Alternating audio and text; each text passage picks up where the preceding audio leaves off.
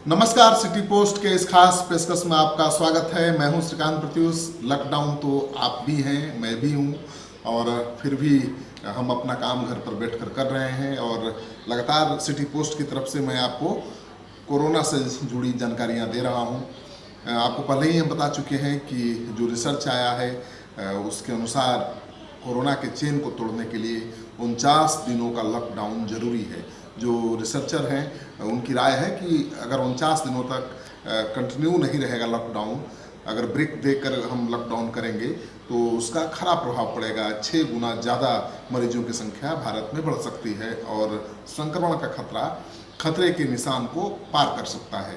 अब एक बड़ी खबर ये आई है कि आपको पता है कि कोरोना के संक्रमण को रोकने के लिए सरकार हर स्तर पर काम कर रही है। कई सेंटर बनाए गए हैं, आइसोलेशन में रखने के लिए वार्ड बनाए गए हैं और जांच लैब बनाए गए हैं। पटना में 2 जगहों पर, फिर दरभंगा में जांच हो रही है कोरोना की, यानी कोविड-19 की। लेकिन क्या सच्चाई है? जो एयरपोर्ट पर आने वाले लोग थे जो 19-20 तारीख तक पटना में पहुंचे, उनकी किस तरह से स्क्रीनिंग की गई और किस तरह से कोरोना के पॉजिटिव मरीज को भी घर जाने की इजाज़त दे दी गई, उसका एक उदाहरण सामने आया है। और स्कॉटलैंड में एक छात्र था, बिहार का, पटना का ही है, फुलवारी शरीफ का। स्कॉटलैंड में कंप्यूटर साइंस की पढ़ाई करता था। वो 19 तारीख को वहाँ से चला, 18 तारीख को चला, 19 तारीख को पटना पहुँचा। उसकी स्क्रीनिंग मुंबई में भी हुई, पटना में भी हुई। दोनों जगहों पर उसके स्क्रीनिंग के बाद उसे क्वारंटाइन में घर पर रहने के लिए कहा गया, लेकिन वो माना नहीं। पटना एयरपोर्ट से सीधे वो एम्स में गया, पटना एम्स में, और किस तरह से उसको फजीहत का सामना करना पड़ा।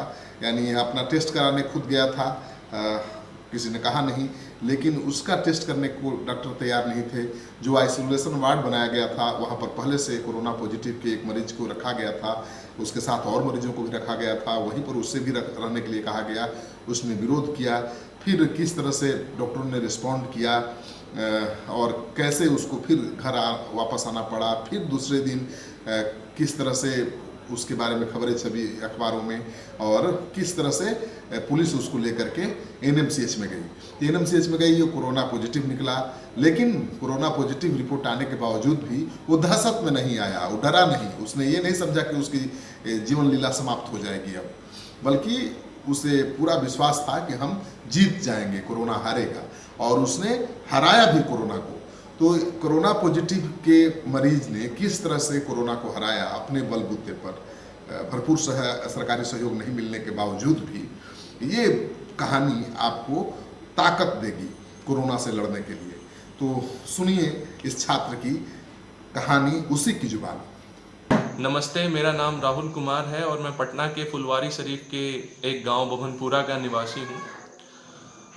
मैं स्कॉटलैंड में हेरिड बोर्ड यूनिवर्सिटी से कंप्यूटर इंजीनियरिंग की पढ़ाई करता हूं, और मैं 18 तारीख को, मतलब 19 तारीख को, बेसिकली 19 तारीख को मैं पटना पहुंचा हूं, जो कि मेरी फ़्लाइट थी 18 तारीख को स्कॉटलैंड के ग्लासगो शहर से, जो लंदन गई, और लंदन से फिर वो फ़्लाइट डायरेक्ट थी मुंबई के लिए। तो फिर मैं मुंबई पहुंचा। मुंबई पे मेरी स्क्रीनिंग की गई थी, लाइक थर्मल स्क्रीनिंग की गई थी, और बाकी जो वहाँ पे गवर्नमेंट के नॉर्म्स हैं जिनमें कि वो पूछते हैं आपसे, आपके आने के बाद पूरा आपका विवरण लेते हैं कि हाँ भाई, आपको अगर किसी प्रकार का ये हेल्थ इश्यूज़ है, कि आपको बुखार है, आपको कफ है, या फिर आपको रेस्पिरेशन प्रॉब्लम है, या कुछ भी है, तो वो सारा विवरण लेते हैं। और विवरण ले करके और फिर उसके बाद वो आपस में ही जो डॉक्टर्स की टीम होती है वो डिसाइड करते हैं कि आपको होम क्वारंटीन रहना है या फिर आपको वहीं से कस्तूरबा आईएसडीपी जो उनका है वहाँ पे भेजा जाना है। तो होपफुली ऐसा हुआ कि मेरा थर्मल स्क्रीनिंग सही था, मतलब मेरी बुखार थी नहीं, तो मुझे वहाँ से भेज दिया गया और मुझे होम क्वारंटीन का बैच दे करके वहाँ से भेज दिया गया। जब मैं पहुँचा, लाइक मुझे दोबारा से फ़्लाइट लेनी थी जो कि पटना के लिए थी, जो मुंबई से पटना के लिए थी। जब मैं वहाँ पे पहुँचा तो फिर वहाँ से फ़्लाइट ले करके और फिर उसके बाद मैं पटना एयरपोर्ट पे पहुंचा, और पटना एयरपोर्ट पे भी सेम तरीके से वही सेम नॉर्म्स को फॉलो करते हुए मेरी फिर से थर्मल स्क्रीनिंग की गई। मेरी फिर से पूरी हिस्ट्री ली गई कि आप कहाँ से आए हैं और आपका एंड डेस्टिनेशन क्या है, या आप कहाँ तक जा रहे हैं। ये सारी बातें पटना एयरपोर्ट पे भी की गई। फिर उसके बाद इतना करने के बाद मुझे सेम तरीके का होम क्वारंटीन का सलाह दे करके मुझे कहा गया कि आप जा सकते हैं। मैं पटना एयरपोर्ट पे जब था तो मुझे लेने के लिए मेरे चाचा जी और भाई आए, तो मैंने उनसे कहा कि मैं श्योर नहीं हूँ, इसलिए पहले बेहतर ये होगा कि हम चलते हैं और चल करके इसकी टेस्टिंग कराते हैं। क्योंकि मैं बहुत सारे लोगों के साथ ट्रैवल कर रहा था, बहुत सारे विदेशियों के साथ ट्रैवल किया, बहुत सारे लोग जो इंग्लैंड में रह रहे थे उनके साथ ट्रैवल किया, बहुत सारे लोग जो गल्फ कंट्रीज से आ रहे थे उनके साथ भी ट्रैवल कर रहा था मैं। तो मैंने सोचा कि नहीं, ये सारी जगह जो है यहाँ पे ये आउटब्रेक हो चुका है कम्प्लीटली, तो ये बेहतर होगा कि मैं पहले चेक कराऊं और बाकी जो लोग हैं जो मेरे घर परिवार के हैं उनको सेफ रखूं। यही सोच करके मैंने अपने चाचा और भाई को कहा कि नहीं पहले चलते हैं। हमें उन्हें कोई खास उस बारे में जानकारी नहीं थी कि इनकी कहाँ पे टेस्टिंग की जाती है। मैंने भी सोचा कि ठीक है, अगर उनको जानकारी नहीं है तो हम नेट पे सर्च करते हैं भाई कि कहाँ पे इसकी टेस्टिंग की जाती है। अनफॉर्चुनेटली नेट पे इसके बारे में किसी तरह का कोई इन्फॉर्मेशन नहीं था 19 तारीख तक कि हाँ भाई कहाँ पे बिहार में या पटना में टेस्टिंग होती है इस चीज़ की। इतना करने के बाद उनके कहने पे ही, चाचा जी और भाई के कहने पे ही कि हाँ आप चल सकते हैं घर पे, मैं चला आया घर पे। लेकिन फिर भी मैंने खुद को आइसोलेशन में ही रखा। आइसोलेशन में रखने का मतलब कि मैंने एक कमरा इस्तेमाल किया, मैंने जो बर्तन इस्तेमाल किए वो अपने कमरे में ही रखता था, या फिर जो मैं सेक्शन इस्तेमाल करता था घर का उस सेक्शन को कम्प्लीटली लॉक करके रखता था। मैं एक ही नल इस्तेमाल करता था और उस नल को किसी को यूज करने के लिए नहीं कहता था। तो यही सारी चीजें थी मुझे, जो मैं होम आइसोलेशन में 19 तारीख को रहा। फिर मैं 20 तारीख को गया यहाँ एम्स में खुद से ही, क्योंकि मुझे जानकारी तब तक मिल गई थी कुछ एक दोस्तों से पूछने पर कि हाँ भाई ये कहाँ पे हो रहा है। तो जब मुझे ये जानकारी मिली तो मैं खुद से ही 20 तारीख को पटना एम्स में गया और पटना एम्स में जा करके उनसे ही दरख्वास्त की कि भाई आप एक काम करें, मेरा सैंपल लें और मुझे आइसोलेशन में रखना है तो आइसोलेशन में रखें। पहला तो कि ऐसा हुआ मेरे साथ कि एम्स में जब गया तो मैंने जा करके रिसेप्शन पे पूछा कि हाँ क्या सीन है, मैं मतलब कहाँ पे जा करके अपने कोविड टेस्टिंग करा सकता हूँ। रिसेप्शन पे से लोगों ने मुझे वहां से टॉरमा बिल्डिंग भेज दिया, जहाँ की मैं 2 घंटे इंतजार करता रह गया इस चीज के लिए कि कोई आए पूछे, या फिर मैं किसी से पूछूं तो वो बोलता था कि रुकिए रुकिए हमको और कोई काम है। तो ये सारी चलती रही। 2 घंटे बाद मैं फिर से लौट करके वहां पे गया, जो रिसेप्शन है वहां पे। रिसेप्शन पे जा करके मैंने फिर से उनसे कहा कि भाई आप एक बात बताइए कि कोविड की टेस्टिंग होती कहाँ है, मैं वहां से लौट करके आ रहा हूँ, कोई इंसान रिस्पॉन्स नहीं कर रहा है। तो उन्होंने जो रिसेप्शन पे थे उन्होंने मुझे वहीं मतलब ओपीडी ही बिल्डिंग में रूम नंबर 008 में भेज दिया, जहाँ की वो सैंपल्स लेते हैं।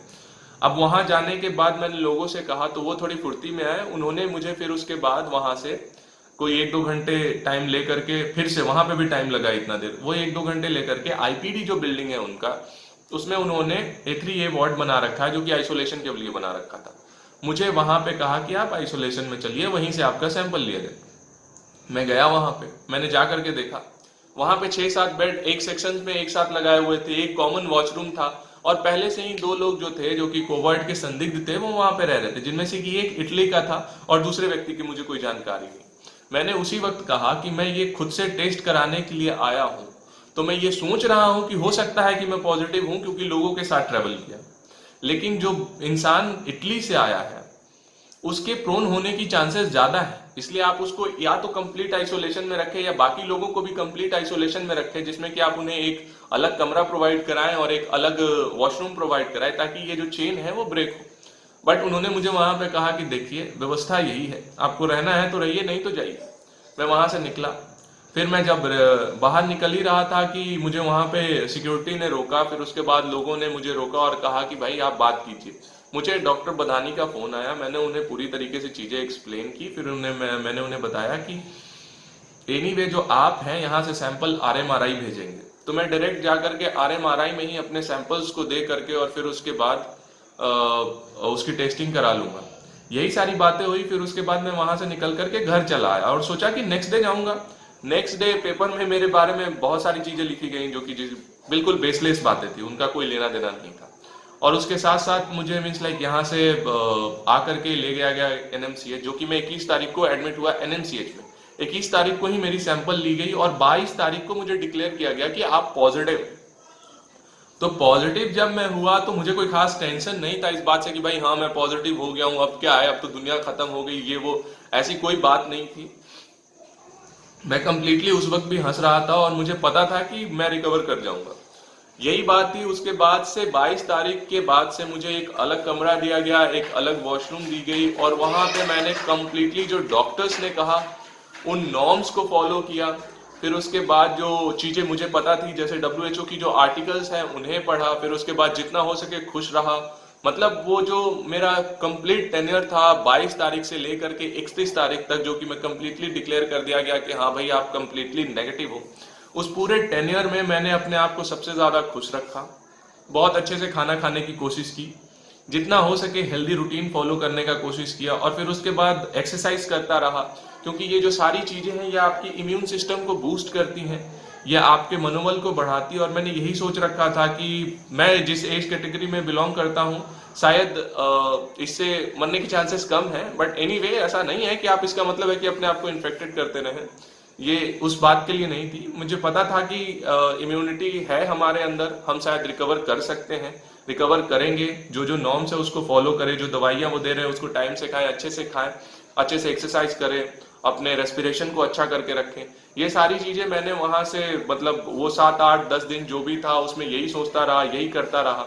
एनीवे बोर तो कभी हुआ नहीं मैं, क्योंकि मैंने अमेजोन प्राइम पे बहुत सारी वीडियोस देखी, बहुत सारे दोस्तों के साथ बातचीत की, बहुत सारे लोगों से, मीन्स लाइक घर परिवार के जो लोग हैं, मम्मी है, पापा है, मौसी है मेरी, मामा है, मामी है, हर एक इंसान से, भाई लोग हैं, हर एक इंसान से बहुत ज़्यादा बातें की। हमेशा खुश होकर के बात करता था, इनसे भी बहुत ज़्यादा, और बाकी जो दोस्त यहाँ के हैं या फिर जो विदेश के दोस्त हैं उनसे भी काफ़ी ज़्यादा बातें की। मतलब मेरा समय कंप्लीटली निकल गया बिना किसी एंग्जाइटी, बिना किसी बोर्डम के। और फिर उसके बाद में 31 तारीख को डिक्लेयर हुआ और 1 तारीख को मुझे रिलीज कर दिया गया। 1 तारीख को रिलीज होने के बाद लाइक ऐसा है कि मैं तब से होम क्वारंटीन हूँ, home quarantine for next 14 days, क्योंकि ये जरूरी होता है कि आप अगले 14 दिनों तक भी होम क्वारंटीन रहें। और होम क्वारंटीन होने के बाद नेक्स्ट 14 डेज के बाद आई एम सेट फ्री। मतलब कंप्लीटली फ्री तो नहीं हूँ क्योंकि लॉकडाउन चल रहा है एंड एनीवे कोरोना का आउटब्रेक है, तो स्टिल ये रिस्पॉन्सिबिलिटी बनती है मेरी कि मैं फिर भी अपने आप को सेफ गार्ड करूँ और बाकी लोगों को भी सेफ गार्ड करूँ। ये थी मेरी पूरी जर्नी जो यहाँ तक थी। Anyway I want to give a message at the end कि जो नॉर्म्स हैं डॉक्टर्स के या WHO के या फिर जो चाइनीज डॉक्टर्स के जो रिपोर्ट है उनको प्लीज अगर आप पढ़ सकते हैं तो पढ़ें, या फिर अगर आपको कोई बता रहा है कि आप ऐसा करें, जो कि एक बुद्धिजीवी व्यक्ति है जिसको कि इस चीजों के बारे में पता है, तो आप उन चीजों को फॉलो करें। सोशल डिस्टेंसिंग रखें, एटलीस्ट 1 मीटर की दूरी पे रहे हर एक इंसान से। साथ ही साथ अपने मुंह को ढकने का भी एक सही तरीका होना चाहिए। ऐसा नहीं है कि आप सिर्फ मुंह ढके, नाक ना ढके। तीसरी चीज है कि आप किसी भी चीज को ऐसे ही टच ना करते रहे हाथों से, और हाथ को टच करने के बाद भी अपने नाक, मुंह, आंख इन सारी जगहों पे ना लगाएं। जहां गैदरिंग हो रहा है वहां तो बिल्कुल भी ना जाए, क्योंकि चांसेस वहां पे सबसे ज्यादा बनती है आपके प्रोन होने की।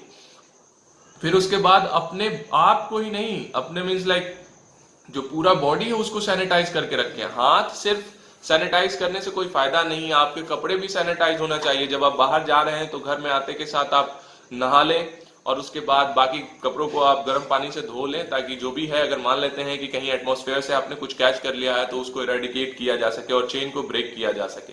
लॉकडाउन को कंप्लीटली फॉलो करें, क्योंकि यह आप ही के लिए है और हम सबको के लिए।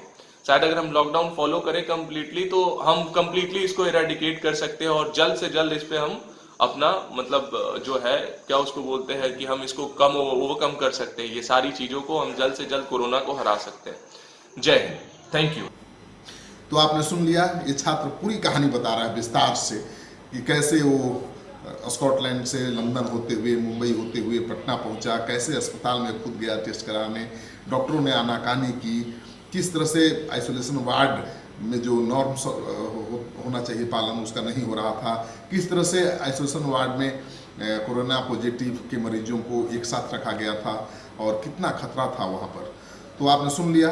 आपको इस बच्चे की कहानी से, इस छात्र की कहानी से, इसके हौसले को देखकर जरूर आपका हौसला बढ़ा होगा।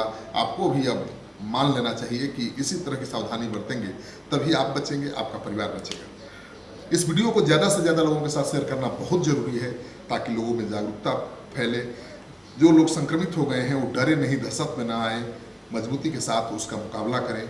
और जो लोग नहीं आए हैं, संक्रमित नहीं हुए हैं, वो सावधानी बरतें ताकि संक्रमित ना हो और दूसरे को, अपने परिवार को संक्रमित ना करें। आपका सहयोग समर्थन लगातार मिल रहा है, इसे आगे भी बनाए रखिएगा। धन्यवाद।